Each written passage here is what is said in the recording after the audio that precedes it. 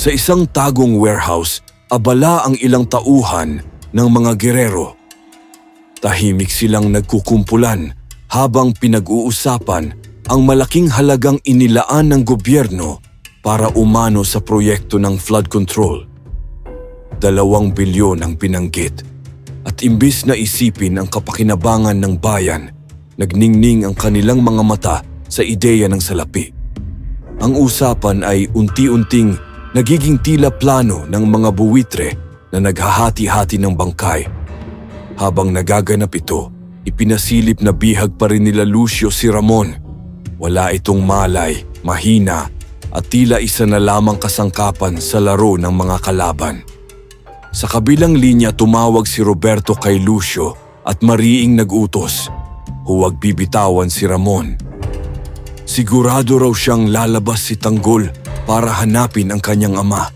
At iyon ang magiging pinto para mahulog siya sa patibong na matagal nang nakahanda. Samantala, si Tanggol ay nakaupo kasama sina Paeng at Fatima. Mabigat ang kanyang desisyon. Hindi na niya kayang manahimik. Para sa kanya, panahon na upang singilin ang lahat ng nagdulot ng sakit sa kanyang pamilya. Ngunit mariing tumutol si Fatima.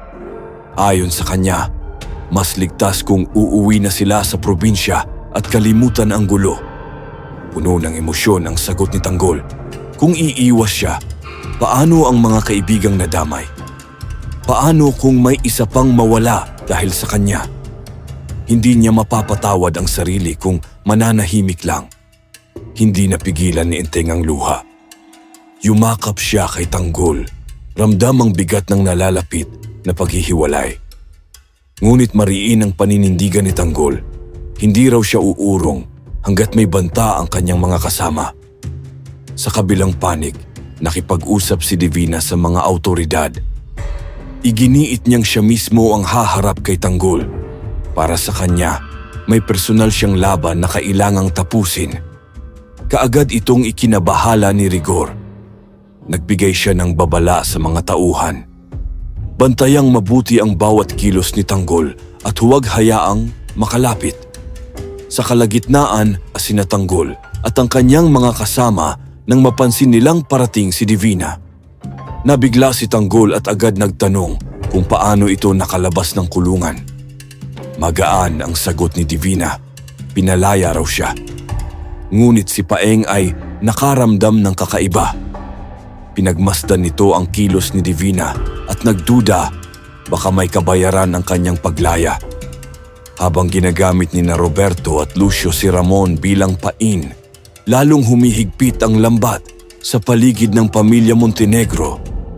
At sa kabila nito, mas pinili ni Tanggol ang landas ng paghihiganti kahit kapalit ay sakripisyo.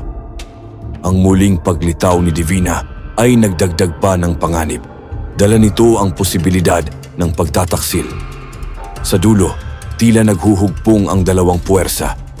Malapit nang sumabog ang panibagong labanan at malinaw.